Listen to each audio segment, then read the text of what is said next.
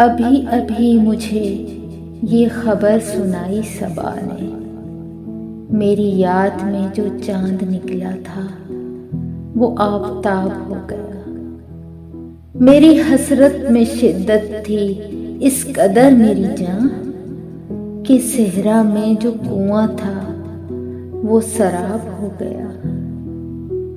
इस नाजुक कली की ख्वाहिश थी कि कुछ दिन और जिए, जिंदगी मिली भर भर के उसे, चेहरा गुलाब हो गया।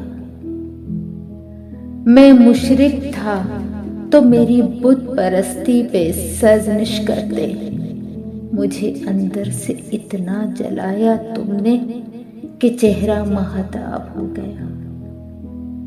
वो ख्वाहिश चमन में रहने की मेरी जिंदगी से ही मिट गई, जब बुलबुल उड़ गए सारे और बागबान उकाब हो गया।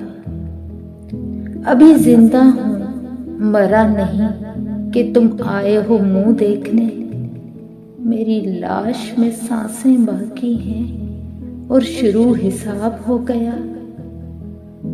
कुछ वक्त दो तुम यादों को, या भूल कर आगे बढ़ो।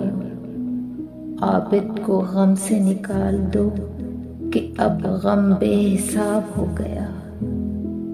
अभी अभी मुझे ये खबर सुनाई सबा ने, मेरी याद में जो चांद निकला था वो आफताब हो गया। शुक्रिया।